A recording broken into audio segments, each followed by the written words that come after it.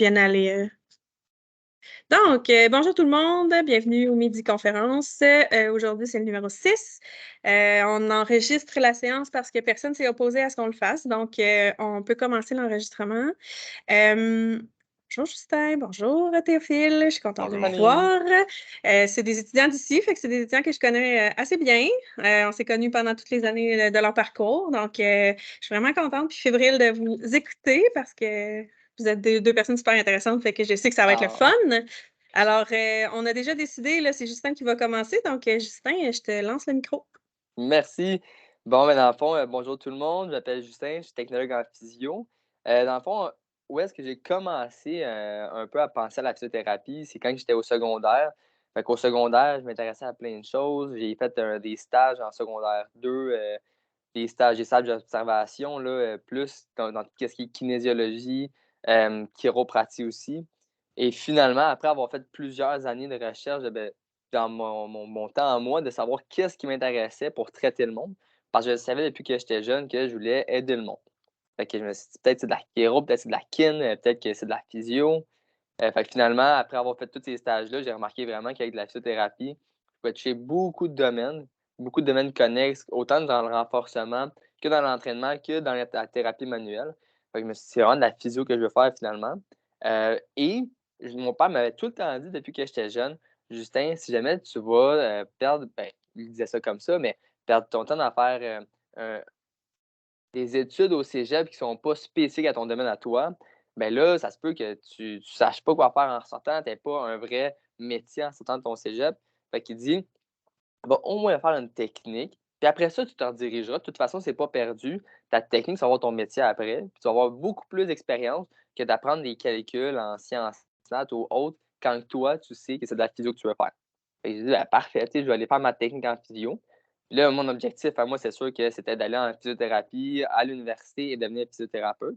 Mais là, plus que le temps allait en technique, plus que j'aimais ça, plus que je découvrais plein de choses que les technologues pouvaient faire que je ne savais pas. Je ne savais pas c'est quoi un technologue au début quand que j'ai décidé le chemin de la physiothérapie. Puis finalement, j'ai découvert qu'on pouvait faire quand même beaucoup, beaucoup de choses. Et là, l'intérêt de partir en physio à l'université m'a comme un peu moins intéressé. Moi, mon objectif premier dans la vie, c'est d'avoir ma clinique à moi, ma clinique de physiothérapie avec des associés physiothérapeutes.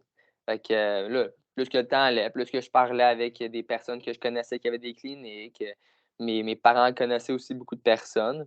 Fait que là, ça, c'est mon premier parcours dans la physiothérapie. En tant que technologue, quand je suis sorti de l'école, j'ai tout de suite rentré en contact avec un entrepreneur de physiothérapie, de clinique, qui lui m'a aidé dans mon chemin à aller le plus loin possible là-dedans pour voir si c'était le chemin qui m'intéressait.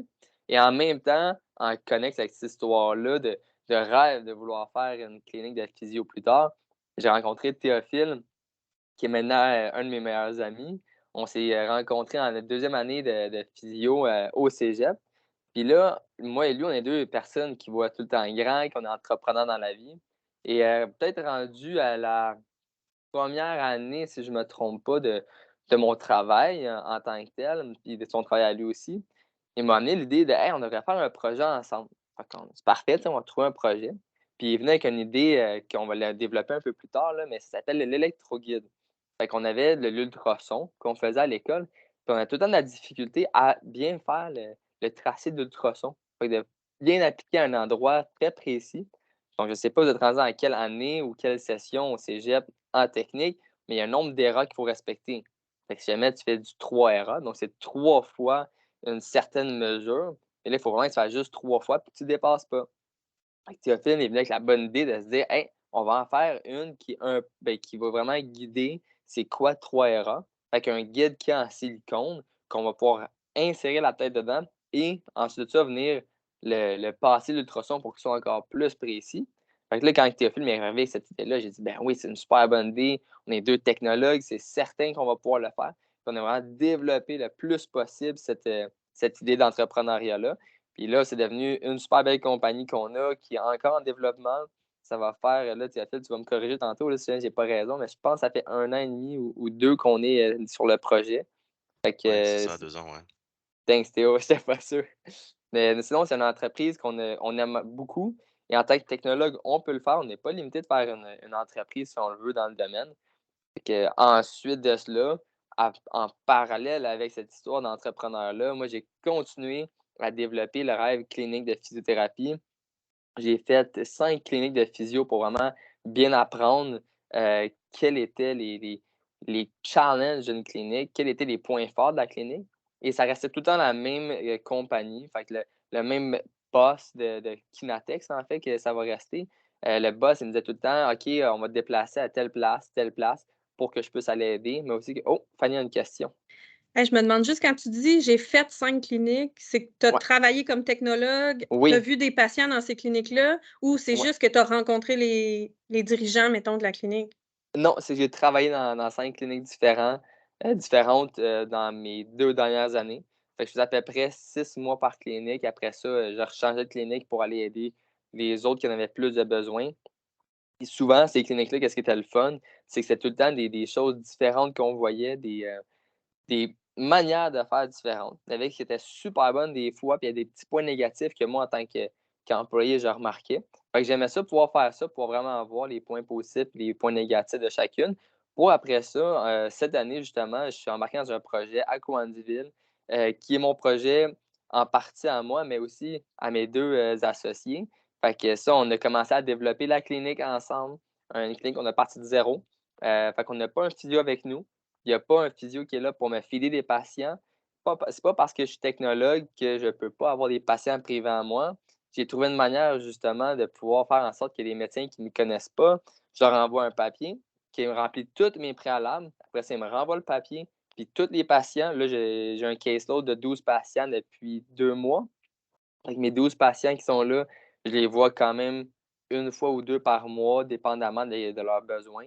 Mais je reste très légal. Je fais mes propres évaluations suite à mes préalables que j'ai. Mais je ne suis pas limité du tout, vu que je suis technologue, à ne pas faire d'évaluation.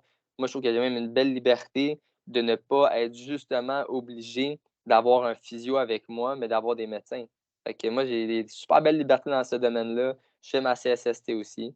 C'est un peu le tour de mon parcours, entrepreneuriat, de mon parcours, de business et aussi d'école, à travers le tout. Je vais te poser des questions, Je vais OK? répondre. Fait que si jamais il y a d'autres personnes qui ont des questions, là, écrivez-les dans le chat, puis on va les poser en même temps ou après, ou on verra comment ça s'enligne.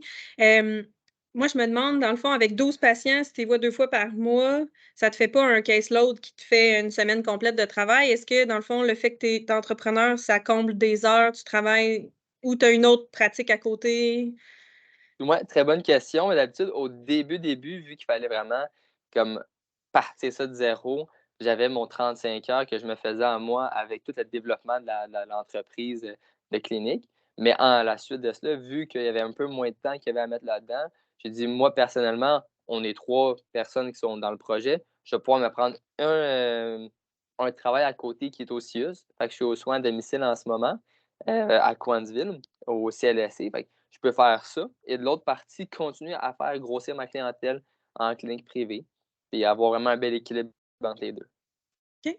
Puis comment tu fais, je déborde peut-être un peu, mais comment tu fais de la pub pour une clinique que tu ouvres comme ça? Parce que, tu sais, toi, tu es jeune, tu es dynamique, mais là, un moment donné, il faut aussi qu'il y ait des clients. Tu peux pas les recruter sur Instagram puis sur Facebook, là. Fait que, tu sais, tu peux pas faire de la pub dans le journal. Tu vas dans les bureaux de médecins, tu Il y a beaucoup de manières différentes de faire de la pub, pour prendre la clientèle. C'est sûr que du bouche-oreille, ça reste la manière la plus efficace, qui est prouvée aussi, mais qui va prendre du temps. Fait que c'est sûr que là, je vais faire avoir un premier client, je vais faire un premier contact avec lui, puis je vais dire: Viens voir en physio». Après mon traitement, il va être super comblé. C'est ça qu'on souhaite. On donne le meilleur traitement possible. Après ça, lui, il va aller en parler aux autres personnes. Fait que la première chose, c'est de donner le meilleur traitement que tu peux pas, puis de jamais laisser, de côté n'importe quel client pour n'importe quelle raison parce que lui, il va te créer ta pub plus tard. Ensuite de ça, c'est sûr que c'est sur Google. La chose la plus importante, c'est de créer des ads Google, mais aussi que ton lien à toi de clinique ressorte en premier parce que les personnes de nos jours, malheureusement, c'est pas comme dans l'ancien temps, on va l'appeler comme ça, mais on va plus aller marcher sur le coin de la rue pour voir qu'est-ce qu'il y a. Fait que vous pouvez faire de la pub sur la rue, avoir l'enseigne qui est présente, il faut qu'on l'ait. Ça, c'est une base. mais c'est pas à partir de là, avec des dépliants qu'on va donner aux personnes que ça va créer une grosse publicité. C'est vraiment quand les personnes vont venir faire des recherches sur internet, qui vont dire: «OK, j'ai besoin de physio». Ils vont marquer physio sur Google. Fait que quand que tu as déjà ton petit nom de clinique qui va ressortir, ton hyperlien qui ressort en premier, les clients, ça va être facile, ils vont cliquer sur toi, ils vont prendre des rendez-vous avec toi. Fait que ça, c'est la première. Puis la deuxième, ben c'est sûr que si tu as plus d'argent pour faire de la pub, les prochaines étapes de publicité, ça va être super important aussi d'aller dans tous les festivals qu'il y a à côté de chez toi, les endroits que les personnes pourraient en avoir de besoin. Donc les centres sportifs, il y a des cinémas aussi qui sont très, très populaires là, pour la publicité. On y pense pas, mais quand on est assis au cinéma puis qu'on regarde devant soi, on a juste ça à regarder. Fait que c'est faire nos petites recherches aussi de savoir, où est-ce que dans notre ville on peut faire de la publicité qui est bien regardée, mais ça, c'est comme en deuxième ligne. Mmh. Super, c'est vraiment super intéressant. Puis, dans le fond, mettons, dans les pratiques que tu as eues avant, en clinique, tu voyais des patients de CSST, des patients SAC, tu voyais des patients privés aussi avec Inatex? T'étais-tu, Ouais, dans le fond, en gros, c'était, un peu les 3. C'est sûr que là, la CSST, vu que les physios en font, beaucoup moins, là, on a un caseload d'à peu près 80 de CSST. Personnellement, moi, j'adorais ça parce que j'avais un patient que je voyais 3 fois par semaine, qui avait du temps pour venir me voir. Fait que quand j'ai des traitements à lui faire, je peux faire ma thérapie manuelle le lundi. Après ça, le mercredi, refaire une petite vérification de ses exercices, s'assurer qu'il les fasse bien, puis faire une séance d'exercice seulement là-dessus, le mercredi. Puis après ça, le vendredi, revenir encore thérapie manuelle pour voir si on parle d'un cas que j'adore, là, les bas de dos, aller voir si ma mobilité en flexion est quand même pas pire encore, aussi en remonte, parce que là, mon patient n'aurait pas fait ces exercices. Fait que je peux avoir de quoi d'être très, très assidu, comparé à du privé que là, je te vois une fois dans le début du mois. Toi, à cause de ton budget, tu veux juste me revoir le mois prochain. Parfait, c'est correct. Fais tes exercices, mais dans mon 30 minutes après, je ne vais pas avoir autant de temps pour aller voir spécifiquement toutes les petites parties. Fait que personnellement, j'adore la CSST, puis du privé, ça va me faire une petite différence, là. Fait que c'est le fun aussi, j'aime beaucoup, beaucoup le privé, là. Mais non, CSST, j'adore, même si c'est ça qu'on fait le plus. souvent, moi, ce que je remarquais, c'est que les patients qui viennent en privé, vu qu'ils payent, souvent sont assez motivés, tu sais, ils vont être plus Aussi. actifs dans leurs exercices parce qu'ils savent que s'ils les font pas, ils payent dans le beurre, là. Fait que, Oui, tu sais, ça faut quand même aussi les conscientiser comme il faut, là. Mais, tu sais, des fois, les CSST vont se laisser un peu aller, fait qu'il faut que tu sois un petit peu plus, serrer la vis, là. oui, challenge Mais, bien différentes les 2 cliniques, ouais. les 2 clientèles. Cool, super. Fait que si jamais vous avez des questions là, pour Justin, n'hésitez pas à les écrire, mais si tu avais fait le tour, Justin, je laisserais Théophile, continuer. Oui, j'ai fait la tour pour moi. Cool. Bonjour Théophile. Bonjour tout le monde, merci Justin, hein, tu m'as donné beaucoup de crédit, mais c'est gentil. Donc c'est ça, pour ma part, j'ai un parcours un peu différent de Justin. Donc moi je viens de la France, vous l'avez sûrement remarqué avec mon accent. Mais donc initialement en France, moi j'étais, tailleur de pierre, donc rien à voir, j'étais pas du tout dans le métier. En tant que tailleur de pierre, j'ai voyagé à travers l'Europe, puis je faisais, pas mal tout ce qui était monuments et historique, cathédrales, églises, châteaux et cetera. Puis à côté de ça, je faisais, de la boxe professionnelle. Et en fait, avec la boxe, on peut se rendre compte qu'on se blesse, souvent, surtout moi, j'étais pas si bon que ça finalement. Donc à force de me blesser, j'allais souvent voir des physios donc en Europe ou des ostéos et en fait, petit à petit, je me suis rendu compte que c'était quand même un métier que je trouvais ça vraiment intéressant et je me dis: «Je pouvais peut-être, m'accorder plus de temps pour m'y intéresser». Donc un jour, j'ai pris mon courage de main, puis j'ai arrêté mon métier de tailleur de pierre et je suis parti, voir pour étudier, l'ostéopathie à l'étranger. J'avais regardé la Belgique, puis ma mère m'avait dit: «Beh, tu sais, tu connais quand même peut-être bien le continent européen, essaie de partir, plus loin». Je pense qu'elle voulait me voir vraiment éloigné. Donc je suis parti, au Québec et là, j'ai vu pour être, massothérapeute. Donc j'ai fait ma massothérapie, c'était en 6 mois si je me trompe pas, en intensif. Ça m'avait vraiment, beaucoup plu, mais il manquait quand même un attrait, plus technique qu'on n'avait pas en massothérapie. Donc là, je me suis renseigné, puis j'ai vu la technique, en physiothérapie à Sherbrooke. Puis, c'est ça, j'ai tenté ma chance donc je suis parti en tant que TEFIS, à Sherbrooke et là, ça m'a vraiment plu. C'est là où j'ai eu la chance donc de rencontrer, Justin et durant mes études en tant que TEFIS, avec Justin, on se parlait justement de tout ce qui était entreprise, de monter, une entreprise qui pouvait être, intéressant pour nous en tant que TEFIS, mais aussi, pour les patients et c'est là où on a eu le cours d'ultrason. On s'est dit: «C'est quand même fou, en 2023, on est encore ultrason, mais on n'est pas de guide ou de pochoir directement adapté pour le patient et pour la pathologie». Sur quoi, à force d'en parler, la dernière année, si je me trompe pas, Justin, on a quand même pas mal, travaillé dessus. Puis, on a quand même, je pense, eu 1 an de recherche avant de lancer notre entreprise, mais on a contacté beaucoup de professeurs d'université ou de cégep. D'ailleurs, il y a eu beaucoup de professeurs, au cégep de Sherbrooke qui nous ont aidés à créer ce projet-là et donc en sortant directement des études, on a ouvert notre entreprise, Electroguide. On a pu vendre nos guides à travers le Québec. En fait, toutes les écoles du Québec ou quasiment toutes les écoles du Québec ont acheté, nos guides et à partir de là, mais j'ai pris un chemin séparé de Justin parce que lui est parti plus dans le privé. Moi, c'était plus le public qui m'a attiré, donc tout ce qui était, j'ai commencé aux soins à domicile à Granby. Je trouvais ça intéressant.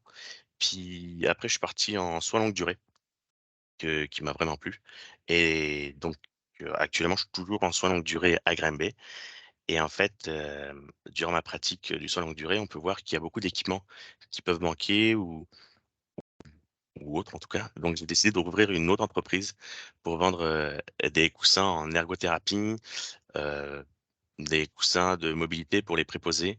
On a aussi des supports à matelas, en tout cas c'est vraiment diversifié, mais en comme Tefis, on travaille tous les jours là, on peut voir ce qui manque.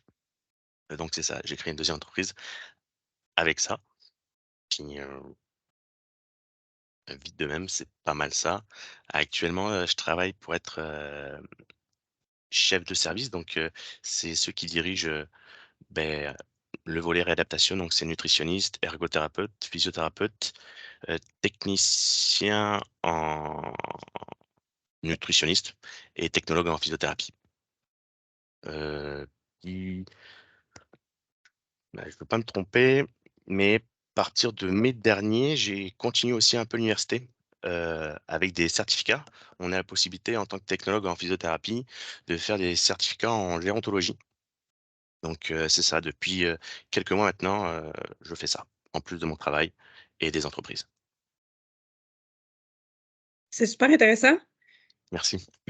Est-ce que vous avez des modèles de votre produit pour les ultrasons, avec vous? Bah, alors c'est ça, j'y ai pensé ce matin et beh, je les ai Et tu oubliés. l'as oublié. Bon. C'est une de mes Hem, forces. je pense que j'en ai, mais je sais pas où, fait que je pense que j'en ai un, là, mais tu sais, nous ici, Anne-Marie, elle en a fait imprimer, avec le service, là, du cégep, en imprimé 3D. Mais vous, dans le fond, la technique que vous utilisez pour faire vos gabarits, c'est avec du silicone? Oui, c'est ça. En fait, on a comme des gros moules en métal où on coule le silicone à l'intérieur OK. et donc c'est vraiment beaucoup plus souple et ça adhère vraiment à la peau, que ça peut être sur même une articulation, poignet, coude, genou. Ça moule complètement l'articulation, donc il y a pas de problème de Ah, où le gel passe à travers ou même la tête qui passe au-dessus, du guide, on n'a vraiment pas ce problème-là. OK. Puis, dans le fond, vous les fabriquez vous-même? Non, on sous-traite avec une entreprise de Montréal. OK. Justin, si tu te rappelles du nom? Bah, j'ai pas Oh, besoin non, je vraiment me rappelle d'avoir le pas. nom, là, c'est plus vous avez des sous-traitants qui fabriquent, là, Oui, exactement. les gabarits. Fait que dans le fond, vous leur envoyez les mesures, eux, ils le fabriquent, puis après ça, vous pouvez les shipper, là, aux endroits. Exactement. OK. En fait, Puis vas-y. pardon, mais c'est pas mal tout automatisé, en fait. Dès qu'il y a un client qui veut acheter, il passe par le site internet, il nous passe une commande qui est directement reliée à l'entreprise de Montréal qui lui envoie directement. OK. Puis dans le fond, comment vous avez fait votre, branding, là? Tu sais, comment vous êtes allés dans les cliniques? Vous avez dit: «Bonjour, faites-vous des ultrasons? Nous, on a fait ça». Vous avez Beh, marché dans les cliniques ou vous êtes allés plus virtuel?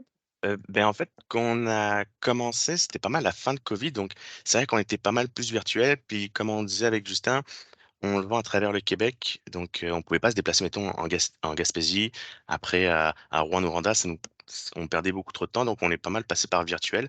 On a contacté, directement les écoles, tous les cégeps ou Mmh. universités qui donnaient des techniques en physio et on leur a expliqué le projet. Puis en fait, ils étaient souvent très réceptifs parce que effectivement, c'est souvent quelque chose qui était, cité, qui pouvait être fait, mais il y avait personne vraiment qui s'était lancé. Donc ils ont été vraiment très réceptifs, puis ça se vendait, tout seul. Après Puis pour dans les le f Ouais, pour pardon, les cliniques, c'est ça? c'est ça pour les cliniques privées. Justin, lui, comme il disait, il travaillait beaucoup dans les cliniques privées, donc il y avait déjà un contact avec ça, donc il a pu en parler à travers les cliniques privées.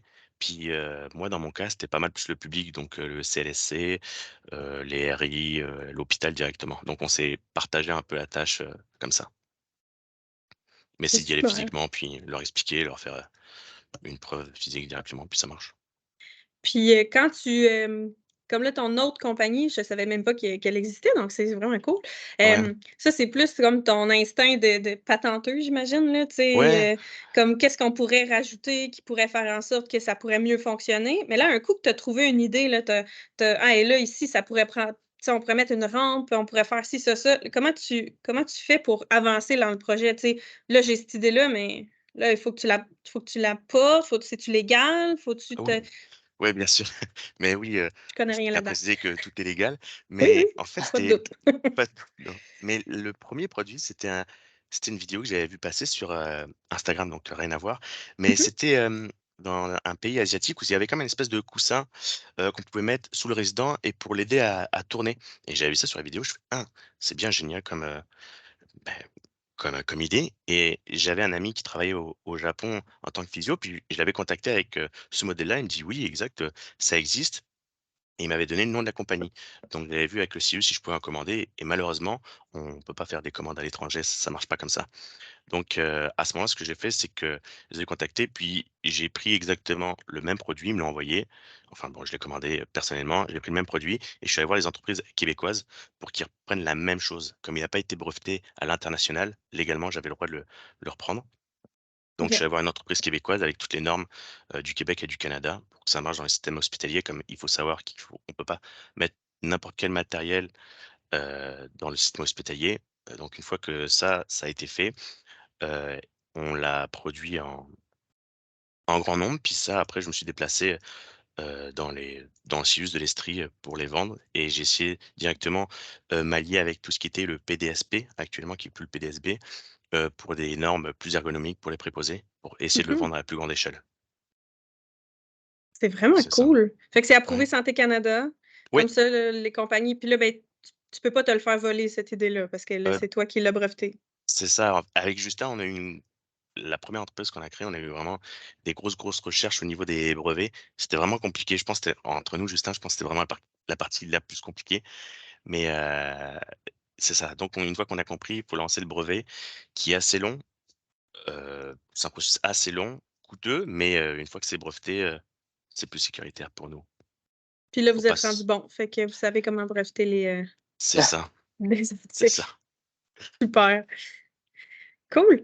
Hem, c'est un peu différent des autres semaines, je sais pas si pour ceux qui assistent là, si vous avez aimé ça là, j'imagine que oui parce que, tu sais, d'habitude, ça se ressemble un peu, puis là, c'était vraiment plus entrepreneurial, fait que c'était vraiment cool. Est-ce qu'il y en a qui ont des questions pour les gars?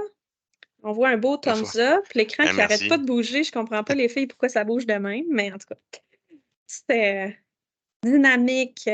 Ah, vous non plus, vous comprenez pas? Bon, Nous parfait. non plus, on comprend pas pourquoi ça bouge, mais c'est correct. C'est correct, ça va être, dans les mémoires, ça va être merveilleux. Cool!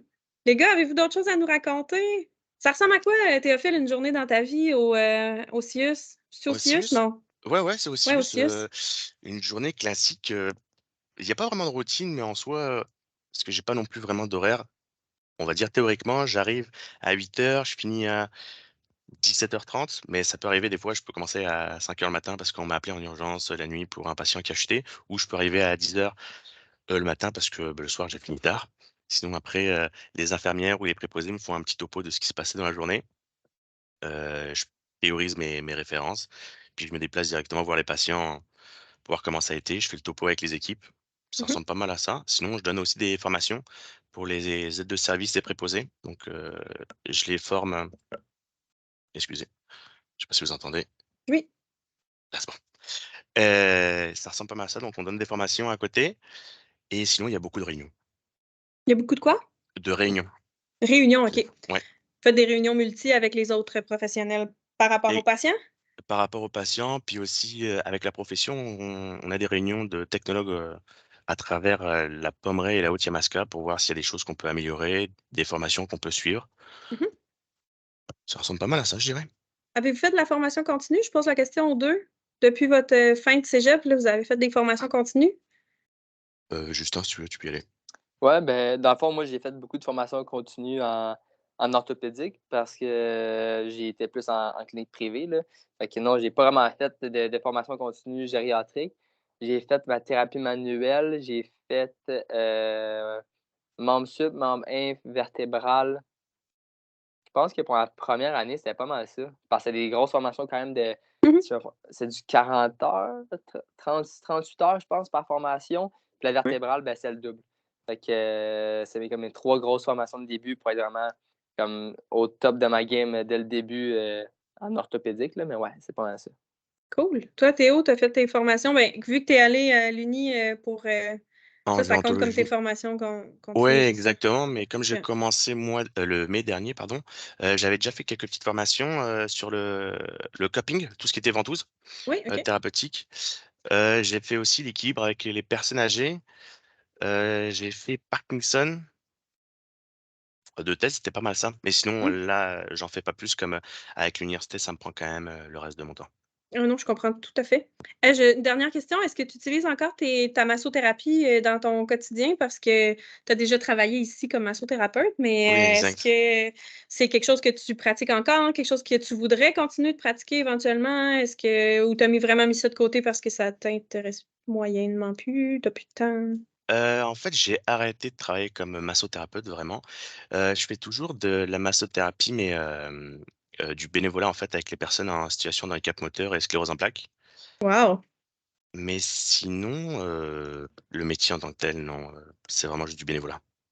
Quand tu dis que tu fais du bénévolat, c'est que tu vas dans Oui, des en fait, résidences? j'ai commencé ça au cégep avec Sébastien.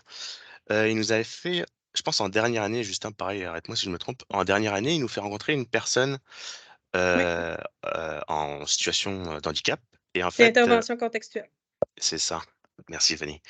Mais, il nous a fait rencontrer cette personne, puis moi, heu, en fait, j'avais des amis qui étaient, touchés par, de la sclérose en plaques et qui a eu des accidents donc, en personnes en situation de handicap moteur et je m'étais proposé en fait, si je pouvais aider, heu à faire ses transferts à la maison ou autre. Puis à côté de ça, je lui ai dit que j'étais aussi masso. Donc j'ai commencé avec ça, avec cette personne-là. Puis petit à petit, en fait, le bouche à oreille, j'ai rencontré d'autres personnes et puis pareil pour, pratiquer un peu des exercices à la maison en tant que technologue, c'est plus du bénévolat donc comme je dis, on n'est pas rémunéré pour que ce soit même légal, mais j'ai commencé avec ça puis j'ai continué. Mmh, c'est cool. C'est vraiment super intéressant. Merci. Fait qu'il y a pas personne qui a des questions. Si jamais ça vous vient, je demeure en contact avec les gars, pour, répondre à vos questions. S'il y en a qui l'écoutent en différé puis qui auraient des questions, hésitez pas à m'écrire pour n'importe quelle, midi-conférence que vous écoutez là en différé, vous pouvez m'envoyer vos questions, par courriel ou, sur le chat là c'est dur, hein? J'ai pas écrit mon adresse courriel. Fanny, Fanny, point Rioux à commercial cégeps-sherbrooke.qc.ca. Bombardez-moi pas trop, j'ai beaucoup de travail. Cool! Hey, merci beaucoup les gars, c'était vraiment intéressant. Merci à tous ceux qui ont assisté, puis on se revoit la semaine prochaine. Et Bye merci à vous, c'est bye! vraiment Merci gentil. à toi. Salut. Au revoir. Salut! Arrêtez l'enregistrement.